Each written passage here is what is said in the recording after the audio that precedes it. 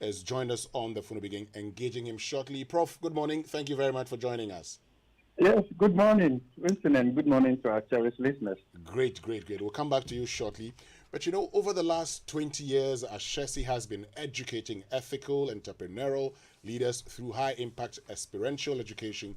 The university is now recognized as one of Africa's best, with a bold vision to raise the bar for higher education on the continent. Ashesi graduates are considered among the world's best and receive job offers, start businesses, or graduate school within 6 months of graduation. As Ashesi celebrates 20 years of impact and excellence, learn more about the university at ashesi.edu.gh. Remember, admissions are ongoing. Ashesi University, 20 years of educating ethical and entrepreneurial leaders in Africa. And getting cash on the go from an ABSA ATM is now so easy, even when you do not have your contactless ABSA debit card with you. For the first time in Ghana, you can withdraw money from any ABSA ATM with the ABSA mobile banking app using a QR code. It is easy, safe, and convenient. Simply open your ABSA mobile app, select ATM QR cash to scan the QR code on the ATM screen. Follow the prompts and get your cash out. It's that easy. And that's another digital innovation that gets things done. That's Africanacity, and that's ABSA. Download the ABSA mobile banking app now to get started, or visit the nearest ABSA branch to sign up. Now, are you sinking in your bed? Is your mattress failing to give you the safety and comfort you deserve? Get yourself a Royal Foam mattress which guarantees you the good sleep and relaxation you deserve today. As pace setters, we have attached pillows to the mattresses you buy for free. Get this offer in all our showrooms and sales outlets across the country. Don't be left out. Royal Foam wishes to say a big thank you to you, all their loyal customers, for making them win the Silver Award at the 12th Ghana Business and Financial Services Excellence Awards. Please call 0202 271 for inquiries. Royal Foam, rest assured.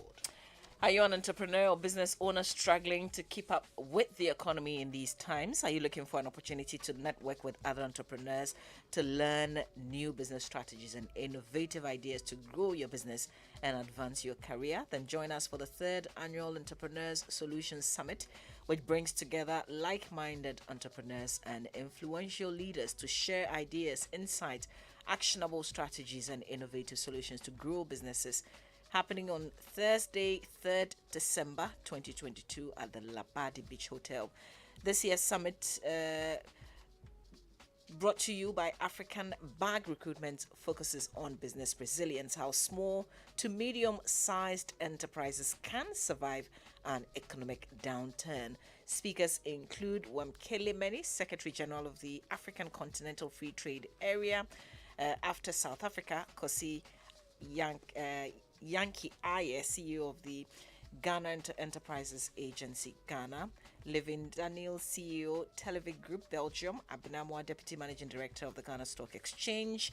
Somachi Chris Asoluka, Director, Partnership and Communications, Tony Elumelu Foundation, Nigeria, amongst others. These great speakers will discuss how companies can build resilience, use innovation for sustainability and growth, develop, reshape, and implement strategic plans, identify new businesses and partnership opportunities for continuity. This is a great networking and lead generation summit you would not want to miss.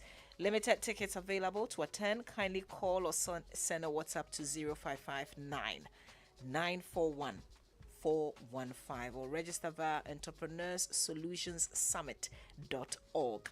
The Entrepreneur Solutions Summit is partnered by Stanbic Bank, German Corporation, GIZ, Ghanaian German Center, Niche Chocolates, JMPL Mine Support, Glyco Insurance, Association of Ghana Industries, Ghana Investment Promotion Center, Ghana Enterprises Agency, DDP Outdoor Limited, the MICE Department under the Ministry of Tourism, Ghana Yep Premier, and Global Board World. The Entrepreneur Solutions Summit, a great networking space you would not want to miss.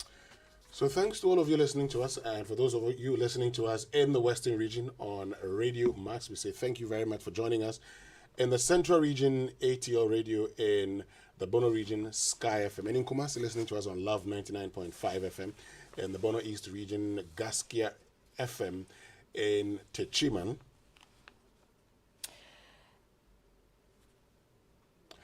All right. So President Akufo-Addo, he says going to the IMF is a difficult decision to take, but there's no other option to salvage the economy. The president takes responsibility for the decision, which he indicates is for the well-being of the citizens, and expressed optimism that a deal will be sealed before the end of the year. He was speaking on Utech FM. Let's listen to him. That is it. It was a difficult decision to take, but I think that when you are in the chair, like I am now, you cannot just be wanting to take easy decisions which are going to compromise the welfare of your people down the line. You're required sometimes, in fact many times, to grit your teeth and say yes, Eddie, Nelson Sono. Take a whole responsibility, sir. Yakupimo IMF. Of course I do. It's my government and I'm the head of the government. I take full responsibility for it. But I believe, Sekasa, the negotiations that are ongoing, which I'm hoping very strongly that by the middle of November, a month from now, those negotiations will be over. We're going to come to do a budget to the country in the middle of November. I'm hoping that the IMF negotiations will be over, at least substantially. So we'll have a clear idea of the elements of the agreement with the fund, which hopefully we'll be able to feed into the budget and have that drive our budgetary projections for the next year and the year. Right, so that's President Akufo-Addo, very optimistic that we will get a deal by end of the year. Well, George Wiafe is in the United States of America, Washington, D.C., where Ghana has been engaging the IMF, and he's joined us now on phone. He'll be telling us, following the conclusion or the end of the meetings, what does it look like? Does it look like we can get a deal before the end of the year? George, good morning, and thank you very much for joining us. Good morning, Winston, and how are you doing? Doing very well, hoping that things will get better. But you've been, with the team engaging the IMF. How's the meeting been so far? What are you gathering? Is it possible we can get a deal by the end of the year, as the president suggests? Well, that's $1 billion question that we are all looking for to get an answer. If I go back to what the head of the African department said in the press engagement, this will come with whether government is committed to undertake the necessary reforms. From their side as a fund, they still remain committed, but that is what you get from their posturing. But the critical question is that this is supposed to come with some necessary reforms. Is government prepared to implement those reforms? And also, what would be the outcome of the debt sustainability analysis that has been done by the IMF and the World Bank? And that will give us some better picture as to whether we can get this deal before the close of this year. But following, I know you've been engaging with them. When you engage with them, in all that they're doing, do they want to give us this deal by the end of the year?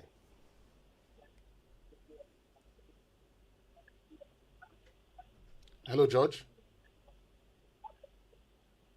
Hello, George, can you hear me? Okay, we've lost George Wiafe. We'll try and get back to George Wiafe shortly, but we have Professor Godred Bokpin on the line, and he's also been following up. George has talked about the debt sustainability analysis, and in those analyses also we'd have to indicate how we intend to ensure our debt sustainability. The question is, what are the options available? Yes, we've looked at those options available, but are we prepared to carry them out? Does it look like we've begun deliberations or discussions already on a possible debt restructuring? Professor Bokpin, what have you been picking up? It's interesting, Winston. I want to look at it from two levels. Okay. From the perspective of the IMF and then Ghana government. Sure. Typically, we made a call. There's a lot we have to do. On the part of the IMF, you will see that they are ahead of the curve. They have been more than willing to help. If you look at when Ghana made a call and when they came to this country, that is as though they had even booked their flight already before the call was made. So in terms of the commitment of the IMF to supporting Ghana, I think there's no doubt about that. But of course, we should also just understand that this is what makes the IMF popular, right? I mean, as an institution. So there's no doubt in terms of the financing, in terms of the technical insight and all of that. I think that there's no question about their willingness. The challenge has to do with the level of or the ambitious fiscal adjustment that the country would have to go through as part of debt restructuring, bringing our debt to a sustainable level. That ambitious reform, and it's what is holding this whole thing back in one way or the other. Because remember that when you are judged to be in a debt distress category, and that information is widely available, the government knows. Okay, so at the individual private level, there are some kind of conversation going on in terms of looking at the debt numbers, possibility of restructuring, and all of that. But it has to come under some kind of strategy that is well communicated. That is very important. And then the next level is whether the government is willing to undertake the necessary reform. It's going to be painful. It's not, and even how do you communicate that to Ghanaians? So there's one level having that agreement with the fund that yes, our debt levels are this unsustainable, but these are the programs, these are the measures we are putting in place to crawl back to a more sustainable level. Okay, and you have to demonstrate that with that level of predictability, because remember, the debt sustainability analysis is not just a confidential document between the IMF and the government. We are all interested, investors are interested in the DSA, because the point is that people could challenge the DSA. If on the basis of the DSA, you are asking for debt restructuring, then people could challenge that. And therefore, it has to be technically sound, it has to be robust, right? And it must offer that level of comfort, that level of assurance that yes, this offers a fiscal sustainability path, right? This was what we missed in the 2022 budget. And at the beginning of the year, when the budget was passed, we said that no, the budget does not offer greater assurance to investors of a fiscal sustainability path. And to that extent, government lost the credibility because the budget couldn't offer enough confidence assurance in terms of how the fiscal measures will bring down debt to a more sustainable level. Okay, and the market was proved right, and the government got it wrong. And that is why you saw the depreciation of the cedi. That is why you saw offshore investors seeking early redemption of their investment in Ghana and exiting the way that it happened. And we have not been able to restore that. But talking about, what government missed. In the 2022 budget, government told you they were going to reverse the benchmark, reduction policy. They were expecting some 2 billion Ghana cedis from that. They also told you there were plans to introduce e-levy at the time, hoping to rake in some 6.9 billion. At the beginning of January, they told you they're cutting down expenditure by some 30%. And so if you're cutting down expenditure, what it means is that you're not going to borrow to fund these expenditure. And wasn't that enough to assure the markets that we were prepared to ensure sustainability? No, that wasn't enough. And in fact, and that was precisely where they missed it. You were government was extremely bullish about its economic policy, but the market was quite reserved. And I'll tell you something. If you look at this, the NPP, traditionally, they are a bit more conservative with projections. They would like to make conservative projections and exceed that. But if you look at the 2022 budget, if you look at inflation targets, if you look at fiscal deficit targets, if you look at the projections underlying e-levy, clearly you could see that the assumptions underlying those projections could not hold consistently. So today, here we are, of course, with a delay implementation of e-levy in terms of the number of months, look at what e-levy is bringing in against the projections that they made. Okay, look at, in fact, in the first 2 months of implementation of the budget, you could see clearly where inflation was and what the target was in the 2022 budget. Again, look, so government communication, policy prescription, and the reality were far apart. When it happens that way, you lose credibility. The Minister of Finance told us that they were in the process of securing additional $2 billion in addition to the Afrexim Bank. What has happened? Tell me. Nothing has happened. So the point is, so what you communicate to the market, if you're unable to walk your talk and talk your walk, the market will discount your policy prescriptions. Okay, and that is where you lose the confidence. And that is why external anchor became unavoidable. And we quickly advised that you needed to reach out to the fund because you have lost policy credibility, because you were no longer in charge of the economy. The underlying pressures were at variance with your policy prescriptions. Your policy couldn't jive under such circumstances. And I know that you've been finding out more, you've been engaging people. Does it look like we can get a deal before the end of the year? I'm a bit moderate on this, also given what the managing director of the IMF said a couple of months ago, that a deal by the end of this year will be reached. We will hold there to that. But if you look at the processes that we have to go through in having a program approved finally by the executive board, it looks very challenging. Probably, it is more likely that a staff level agreement with the fund could be reached before the year ends. In character and shape, there is some level of consensus of what should be in the IMF-supported program. We know that. Fiscal consolidation predicated on revenue enhancement and expenditure restraint, that is broad-based. We know that. A sustainable public finance, rebuilding external buffers, providing credibility to Bank of Ghana's inflation targeting, right? And then restoring macroeconomic stability, and then also returning to inclusive and sustainable growth, medium to long term. We know that broadly. So to some extent, the 2023 budget, as the Minister of Finance said, can mirror the character of the IMF-supported program to a large extent.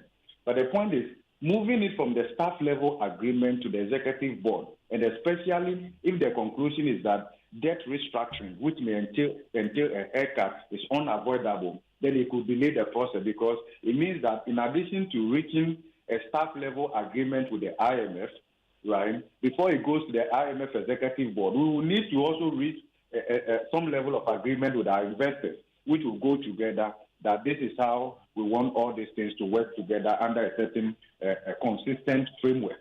That is where the challenge will come from.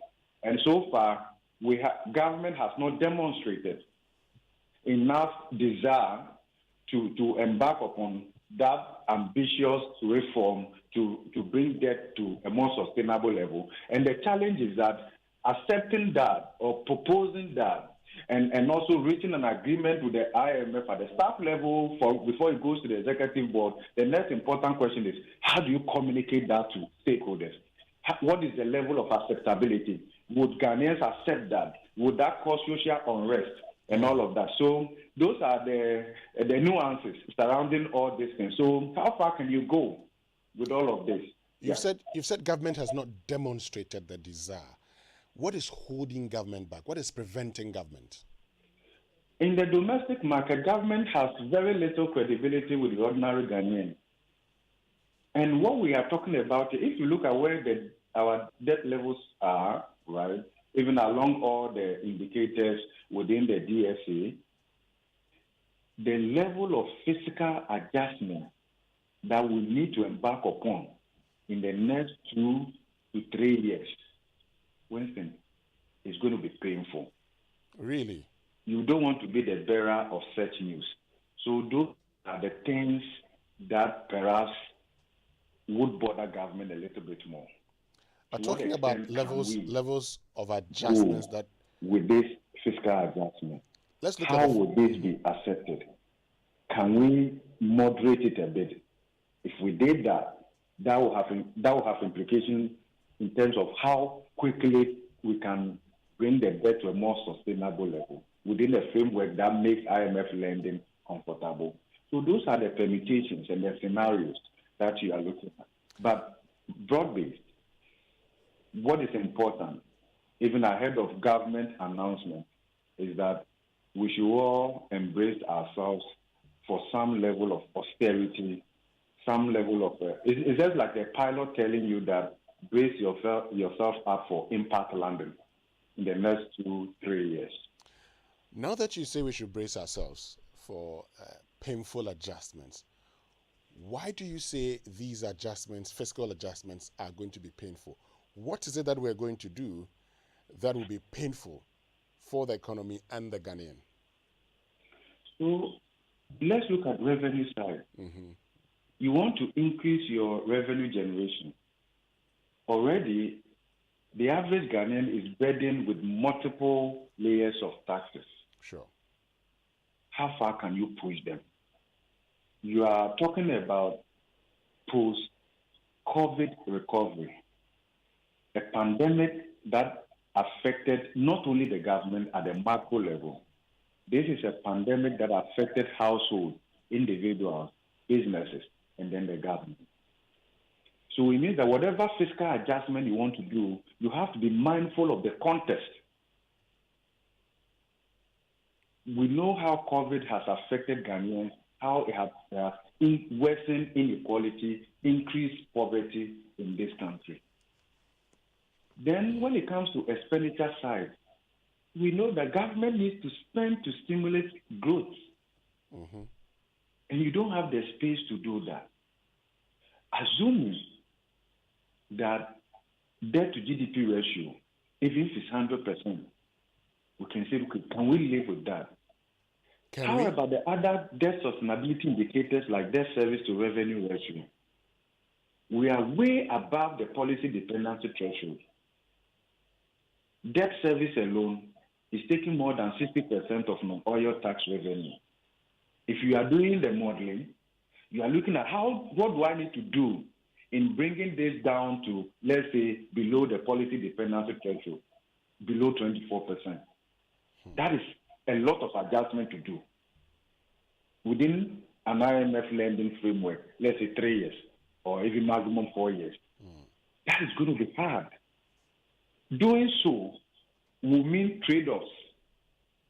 Here you have social pressures, you have arrears to contractors. What that tells you is that the macro-fiscal pressures are manifesting at the household level and then the microeconomy itself. So you have arrears in excess of 2% of GDP that has to be paid. You still need to spend to stimulate growth. You have, in the labor market, there is no calm. You have inflation 37.2%. Our reasonable expectation is that inflation will remain elevated to the end of the year. If you look at world food price, imported inflation, if you look at the depreciation of the cedi and the pass-through to inflation, that in itself tells you that the worst probably hasn't happened. Because in this country, July, August represent harvest season. So once we saw that July inflation went up, August inflation went up, then you know that the domestic policy failures are real and will be the drivers of price build-up. So if you have that condition, external shocks only make the local condition worse. So you are looking at all this, and then you are looking at the financial sector. Even if you want to do debt restructuring, this is a sector that just came out of financial sector cleanup. And even with that one, we have not comprehensively dealt with it. In our estimation, something in excess of $1 billion is still needed. So if you gather the data broad-based and you are doing your model of simulation, you realize that the context does not justify a steep front-loaded fiscal adjustment that needed to be done to bring debt to a more sustainable level within the shortest possible time. Right. These are the considerations, because we are at the point where there is no way Ghana can meet its future financial obligations without significant adjustment to fiscal policy in terms of revenue and expenditure, and then the financing mix. Now, I mean, listening to you saying all the things you've said, I mean, we need to look at our revenue, we need to also check our expenditure and all. But you've also talked about how you need, expenditure to stimulate economic growth. And so if we are unable to raise a lot of revenue, we can't spend. If we are to raise revenue, one of the things we have done in this country is to increase taxes. But the populace or the population is already suffering. And recently someone sent me a receipt that indicated that he paid about 19% when he just went to, purchase stuff at the mart. Yeah. Wouldn't that, if we're to go the way of increasing taxes, that would be burdening the people? If we do not spend, we can't stimulate growth. So where do we go from here then? So the considered view, also driven by the data, is that if you look at our tax to GDP ratio, 13% or below 13%, and you compare that to our peers who are doing between 18 to 20%, or if you look at it within the context of Ghana's tax frontier, or our fiscal capacity, or what we call our tax potential, which could go up to 25%. What that tells you is that there is room for improvement without burdening the faithful few. Now, if you come to that conclusion, and our reasonable conclusion is that the gap, in essence, between the actual tax revenue and then the potential tax revenue, the gap exists more at the administrative and compliance level. If we all come to that conclusion, then in closing that gap, we don't need to introduce additional taxes or even increase existing tax rates. What we need to do then is to focus more on compliance, the necessary administrative reforms underpinned by digitalization that would increase compliance of existing tax handles, or what we call tax heads. If we will choose that approach, then it means that we will not burden the faithful few, but we'll still be able to increase our tax to GDP ratio considerably. And I'll give you a couple of examples. If you look at how we have operationalized the exemption regime, okay, we know that the exemption bill has been passed, but we need to be transparent and enforcing the exemption regime and make sure that unwarranted exemptions, advance rulings that have characterized politically connected businesses at the ports and even across the broad sectors of the economy. If we can eliminate all these things, and I'm sure if you talk to the GRA staff and the rest of them, and we're able to take the elements, it's not just a small element, the greater interference from the political economy in restricting sometimes the hands of GRA officials from doing their work and going after those who are evading and avoiding taxes, I think we will be able to scale up our tax to GDP ratio significantly without burdening the faithful few. That is the angle that we should push, and not necessarily introducing additional tax handles. And as we have said before, it was not necessary in the first place to have even introduced e-levy, because so far, e-levy has demonstrated per the performance that it was poorly conceptualized, poorly implemented, because it doesn't even meet the three basic principles underlying taxation in economics. So I will still advocate that government needs to on the e-levy bit. On the e-levy bit, there's a school of thought that says if Parliament had passed it in December, we probably may not have been facing the problems we're facing, and the delay in its passage is what has caused this problem.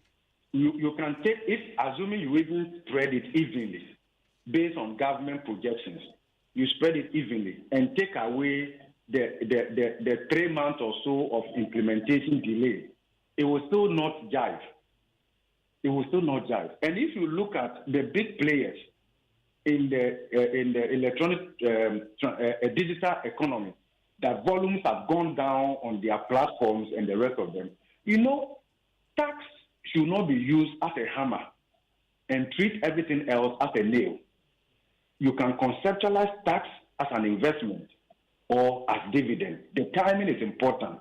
If our considered view is that the future is in digitization, as government itself has demonstrated, okay, and as the vice president is championing, and that is consistent with our expectation also, that the digital economy is expected to expand faster than the traditional economy. That is what the future is. Even the future of money itself is digitization. Okay? So digitizing and ensuring instantaneous payments within and across borders, that is where the future is heading towards. If this is our broad-based understanding, then it was an own goal for us, Ghana, to have introduced e-levy at that stage. The big four in Africa, of course, driven by size, and all the big four, their GDP are in excess of $400 billion. You can talk about Kenya, Nigeria, Egypt, and South Africa. The big four are taking almost 92% of digital-based FDI to Africa. Okay, is the 8% that is left that these countries, Ghana and the rest of them, are sharing with Rwanda and the rest. So if this is the outlook, you will not even contemplate introducing e-levy.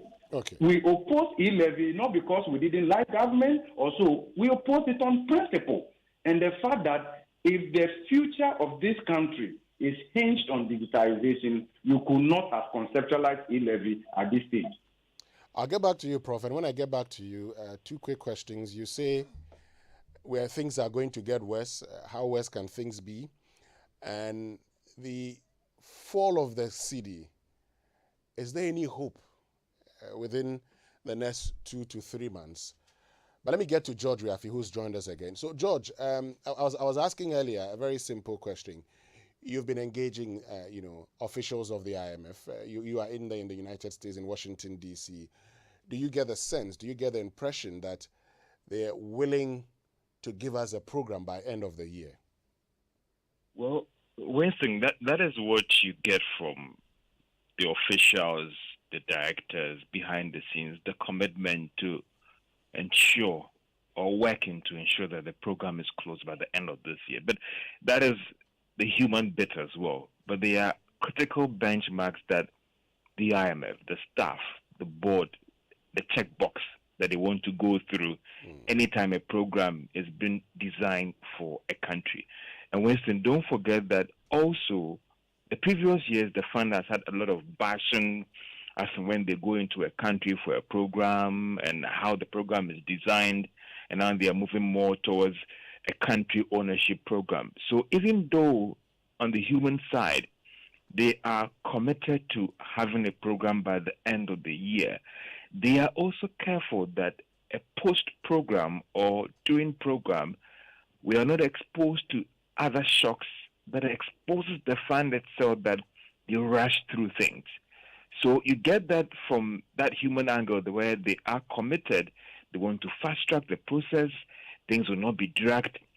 But if government, again, just to come back to the point, is not willing to undertake the necessary reforms, and they also need to get a bigger picture in terms of the data situation and our economic situation, that might be difficult. And don't forget that they are currently undertaking the debt sustainability analysis. And again, that would also impact on the final program that Ghana will get. So from their side, you get the sense that they are willing, they are going to do what they have to. I mean, we have even stories or information that even during the break or the spring break and all the rest, the guys who were working on our data, some of them didn't take their days off just to look at the data and screen things and all those things. So the bit about the rising star of Africa, the bit about they cannot afford Ghana to fail, that is influencing their commitment. But don't forget that when it comes to program design, the rules will not be bent because it's Ghana. The same procedure that other countries went through, Ghana would go through that mill. When the staff is able to conclude their report today, and they go to the board is going to ask those critical questions. Is Ghana's debt sustainable? Has Ghana committed itself to taking those critical reforms that is expected to stabilize the economy, the country ownership, not just about the executive, the civil society groups, parliament, the opposition, how are all these people on board with this program? Okay. And that is what, if those things are not addressed, it could delay the program. Don't forget that whilst the fund is saying before the close of this year, the finance minister is looking at by next month, even before the presentation of the budget, because as we speak right now, the fund is getting a deeper insight into the 2023 budget, and that will be heavily influenced by the fund. And to get in on what Professor Bokpin was saying, well, we're going to have some serious front-loaded fiscal adjustment and more of an austere budget going forward. So that is the question, that is the answer or thing I'll try to give to you, Winston, in terms of whether that end-of-year target is feasible or not. Yes, but you've been talking about whether Ghana is willing. Professor Bokpin also makes the point. Let's look at the willingness of Ghana, because you're there with Ghanaian officials also. A lot will depend on the debt sustainability analysis, which we're doing. And we then would have to show how we intend to achieve debt sustainability. What are the officials from Ghana telling you? Well, on the bit about the debt sustainability analysis or our debt situation, anytime you throw that question, the response is that there's a DSA going on. We want to wait for that DSA report, and we will share what is supposed to be done, because there's a sense that you get that sense that Winston, that maybe the economy is expanding or is going to expand than even what government has projected, even though government in the revised mid-year review talked about 3.7 and the fund has revised it downwards to 3.6. You get that sense that the economy might grow. This is just what you get from them. And if the economy expands even more than what they have projected, that would also impact on the debt situation.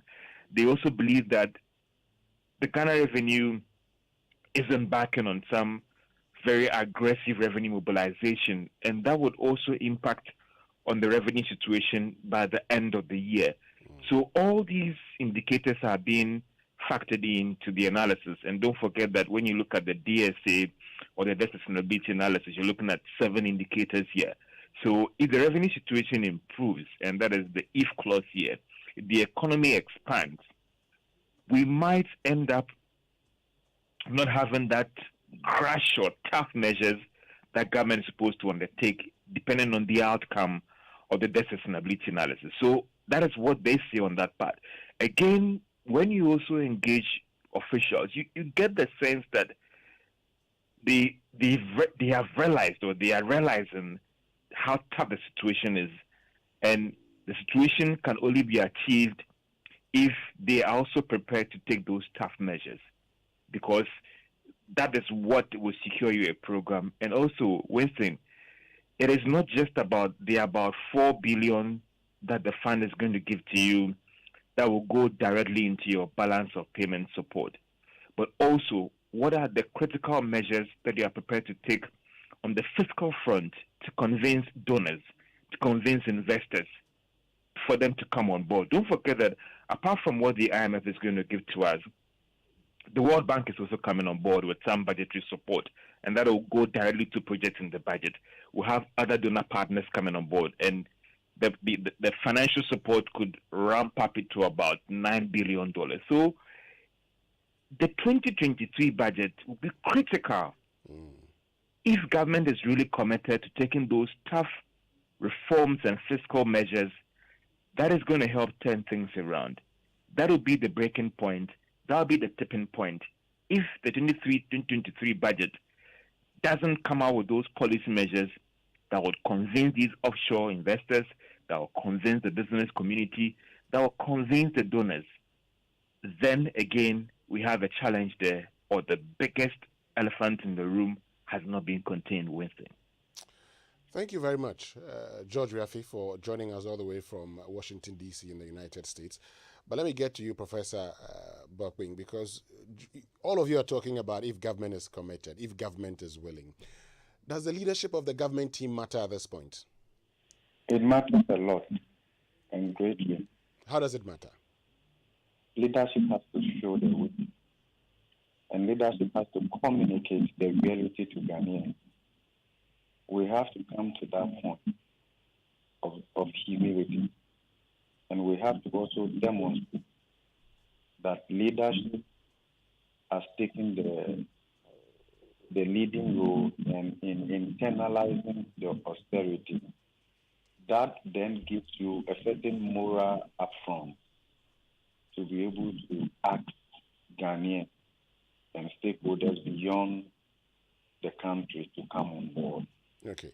That leadership deficit is the reason government is unwilling to put its best foot forward in terms of the ambitious fiscal adjustments that needed to be done. Because if that is not communicated well, if that is not done well, it could cause social unrest. And I think at this stage, whilst we've looked at the data and all of that, I will urge that we all remain calm. We don't need to take advantage of each other because we are picking data from the ground. Okay. That but some economic agents or institutions are more or less cannibalizing on the situation by already taking a haircut from investors, with either also from the domestic market who are seeking early redemption of their investment. I think we need to ensure some level of maturity that puts the country's interest ahead of individual and political interest.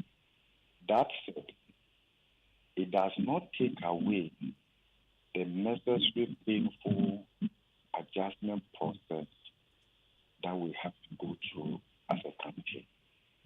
We cannot run away from that. We cannot manage our affairs today as though some imaginary economy would drop down from somewhere and replace the real economy on the ground. It requires work. Now, if you look at the outlook, it is to the extent that government made the big U-turn on the 1st of July, for me, gave me a reasonable comfort that we've made the first level admission that an external Acquah is needed where we find ourselves.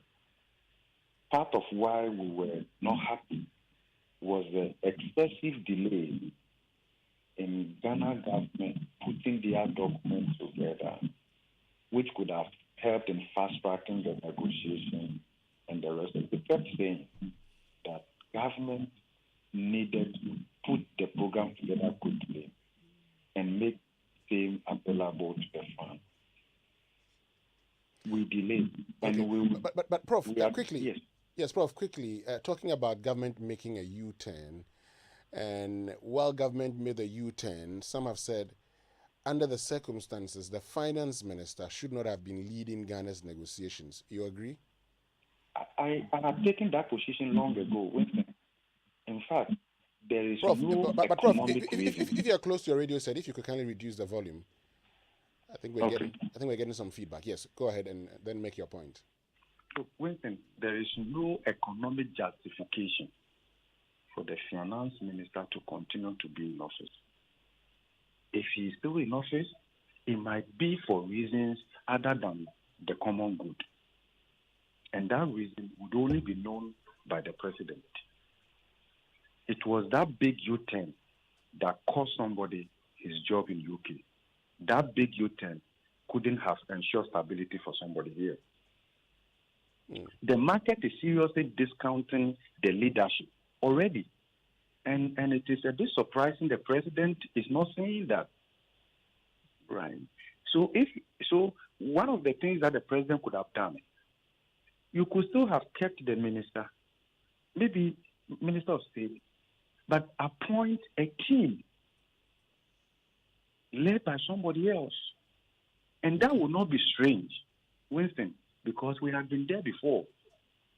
2014, reasonably, the finance minister then also didn't want to go to the IMF. As in said Tekbe? Yes. Didn't want to go to the IMF. But the president made a call. A team was appointed. The team was led not by the finance minister at that time. It was led by Professor Kwesi Potri in that negotiation. Okay, so because the idea is that, and we said from day one, that when we were talking about an IMF-supported program, it was not Ghana Care of Tampa program that the minister was highlighting domestically. No, it requires work, the technical rigor, the forecasting, the assumptions. And you know, George, Wiafe said something, and I agree with it 100%. And I will give you two examples. The 2021 Article 4 consultation with Ghana, you realize that the IMF had more or less given Ghana a pass in terms of debt sustainability and still classified the country only as a high-risk debt distress country. Yeah. But the evidence on the ground, and less than a year down the line, how could you have? So that in itself tells a lot about the credibility of the IMF. Because, you know, when the country checks in at the hospital with the fund in such a critical situation, the fund's own credibility is at stake in terms of what you lend your support to and what will come out at the end of the day. And that is why, if you check, in the last 2 months or so, the IMF and the World Bank are coming hard at the government now and speaking truth to authority. A couple of months ago, the perception was that what was happening here in terms of inflation was essentially external, shocked. But the IMF is coming to that reality. The World Bank is telling us that our debt to GDP ratio was actually more than what was reported 2021. Okay, so we are at the point where the fund is also interested in keeping its credibility, in which case they are going to adopt a hard stand in pushing the government to embrace deeper austerity. Okay. And you must own it. Now, assuming that the government is not that forthcoming for a program to be agreed, then it means that the IMF is going to bend back and make more input into the shape and character of the program that more or less will be forced down the throat of the government. That is what will happen. Okay. That is what will happen because you go to the negotiation because of the deteriorating economic fundamentals. You will not be able to negotiate from position of strength, and that is why we said that if you don't go to the IMF in good time, you will go in an ambulance. When it happens that way, you lose your bargaining power. Professor Bokpin, so the Ghana cedi depreciating by the day, week. If you look at the current situation, I mean, there are many who are hoping that we get onto this IMF program so that at least the depreciation of the Ghana cedi would cease. Let's look at end of year projection, or maybe November. How do you see the Ghana cedi faring? Well, we are on course to go past, to go beyond 15 Ghana cedis, right? But, and here I will urge calm. Fellow Ghanaians, we only have one country. Let's not cannibalize on the situation. Let's come on board. Let's exercise the necessary restraint and calm. We don't need to do panic withdrawals. We don't need to. You see, we are at the point where rational economic agents will move their wealth and income from cedi denominated to a currency that is more stable. Because in economics, money performs certain basic functions. One of them is a store of value. Yeah. And you can see that the cedi is actually ceasing to act as a store of value. And therefore, people would want to move their money. So if you had money in cedis today and you see that the cedi is depreciating, you will be tempted to go and buy dollars and keep. if not for speculative activities or maybe for as a store of value because the CD is losing 8 crowns. And once everybody is doing that, right, it only gets worse. It only gets worse. And because if we are not careful, we may even reach an IMF program, let's say, assuming and giving government the benefit of the doubt by the end of the year, the CD will still come under some level of pressure until people see that, yes, the program is actually going to work, right? So merely checking the box that the program has been approved may not offer that immediate turnaround because investors and stakeholders have adopted wait-and-see attitude, and that is impacting in the FX market. Even if the program is approved, people would want to be sure what is in the program. How would it impact the economy and the necessary reforms that are in there? So that communication process itself could unsettle the market to some extent. Okay, so we are in a very precarious situation right now, and I think that beyond that, I think the last couple of weeks or so, I've been a bit happy with the finance ministry in terms of the updates and the rest of them. Yeah, it may not solve everything, but that is important. But as it stands now, the country has no leadership. Prof, this is Mamavi. I just want to ask you the last question. Yesterday, traders closed shops. Hello? Yes, hi, Prof. Yes. Yes, this is Mamavi, and I want to ask you the last question here. Yesterday, traders closed shops, and they want to get the government to act urgently. My question is, reasonably, what can the government do to stop the CD from further going down immediately?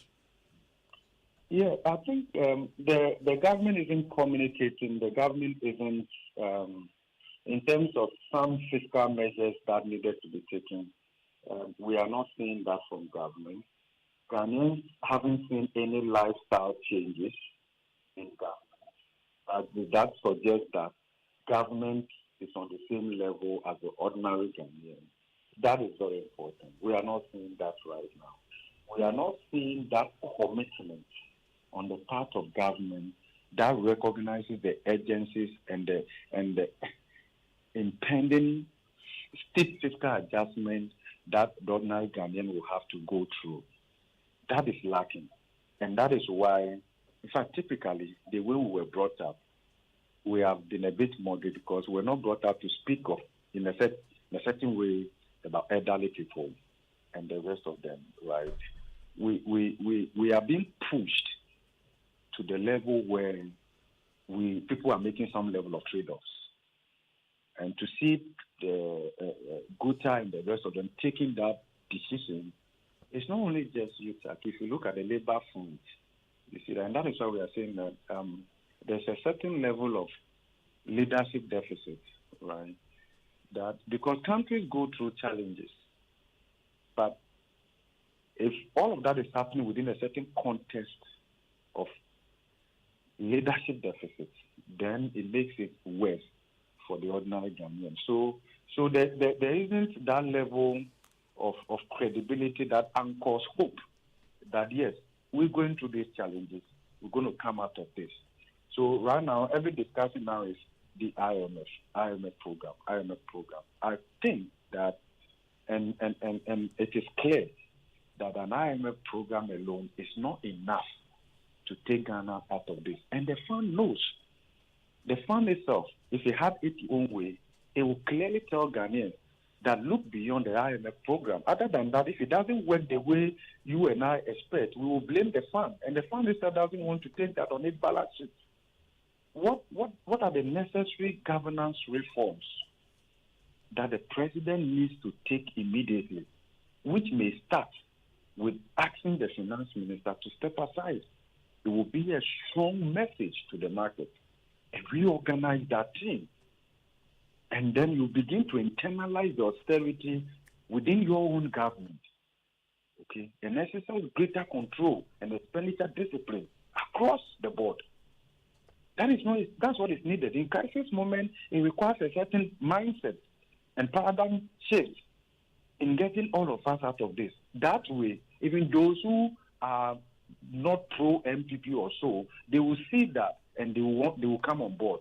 That is what is lacking right now. And I can tell you is the reason the impression is created that government is not willing to do the necessary ambitious reforms that will bring our debt to a more sustainable level within the shortest possible time. That is the reason. And is the reason government perhaps will prefer to talk to individuals more or less, to do certain communication to stakeholders rather than they showing their face. Is the leadership deficit. Professor Godred Bokpin, thank you very, very much for joining us. We're grateful. Thank you. God bless you. Have a blessing. And that's Professor Godred Bokpin, who is an economist and professor of finance, joining us and telling us about what we are faced with. Well, he ends on the fact that we must show leadership, but if care is not taken, we probably would have $1 going for 15 Ghana cedis. This is the Super Morning Show on Joy 99.7 FM. We'll be right back after these messages. Super Morning Show. Foreman, how can I say the screening be smooth, perfect, where it dey drive fast like that? Contractor, I always dey tell you say interface self-leveling screen be the best solution. It dey drive fast, where it dey make the job neat. In fact, it pass analog. This be original digital interface self-leveling screen. Hey, babe, I hear you, interface man. Interface Limited is the leading supplier and installer of finishing input materials for the building and construction industry in Ghana. Call us on 0274 9999 or visit our website at www.interfacelimited.net. Facebook Interface Limited GH. Instagram Interface.limited. This is your last chance to make that dream travel you have been waiting for come true. So take that step with Latina Travels and Tours and join Reverend Dr. Lawrence Tete for an unforgettable religious tour of Israel from the 13th to the 19th of November 2022. Package starts from $2,900 and includes visa, flight, accommodation, 3-meal plan, transfer and tours, which will take you to Jerusalem, Nazareth, Jericho, the Wailing Wall, and many more exciting tours. To register, contact Latina Travel on 0244-260-789 or call Gifty on 0270-302-245 or visit the Sunny TV premises or Latina Travel at the Elisa Hotel, North Ridge, Accra. This advert is sponsored by Joy FM, Latina Travel, Sunny TV, Sunny FM, and AGI. From the shelves to the spreadsheets, you're always hustling. You restock and take stock to make the numbers. Attention, it's what you put in to succeed. You want the best goods at the best price, but your focus is just the beginning. Empower yourself in 5 days with Google Hustle Academy, a free online business bootcamp, giving you the skills to grow your business. Apply today. Grow with Google. Visit g.co/Hustle Academy. Hey, Charlie, this Qatar 2022 is bringing back some crazy memories, eh? Me dear, the last tournament, I go bet my rent advance. First match, no. Hey. Fam, them take show me where I go stay plus my in-laws. Oh. But this year, against my chamber and hall, my Go TV showing all the 64 matches. Masa, me tremendous super pop. Masa, me say this time with dear. Go TV Super, bema is 64 matches leading now. Get your Go Coder and 1 month plus subscription for only 89 cedis. Go TV. Love it. Super Morning Show. The biggest event in sporting history is on, and it needs the biggest packages ever. Adansi Travels World Cup packages are the best and the biggest you can find anywhere, with so many options that will blow your mind out. Travel packages for Qatar and Dubai, which includes return flight, hotel accommodation, daily buffet breakfast, airport and in-city transfers, 1 month multi-entry visa to Dubai, discovery of Doha and Dubai guided city tour, card for entry to Qatar with free public transport in Doha, complimentary guided Dubai city and shopping tour, and the ultimate FIFA category 3 tickets for Ghana matches as per package. Ghana, this is big, all at a cost-effective and affordable rate. Terms and conditions apply. So from the 22nd November to 3rd December, book your spots now. Contact Adansi Travels now on 0593-850079 or 0556-310404. You can visit our office at American House, East Legon.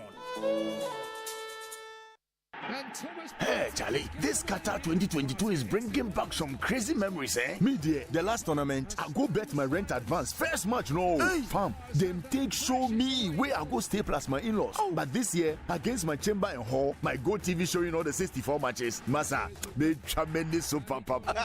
Massa, me say this time with the Go TV Super. Bema is 64 matches leading now. Get your Go Coder and 1 month plus subscription for only 89 cedis. Go TV. Love it. Today, we discuss breast screening. Screening is a tool used by health professionals to examine the breast to detect cancer before the onset of any signs or symptoms. Screening offers a means of early detection of breast cancer so you can be promptly treated. The 5-year survival rate for breast cancer once detected early is 99%. Women of all ages can undergo screening, not forgetting our men, because about 1% of men develop breast cancer too. At your appointment, you will be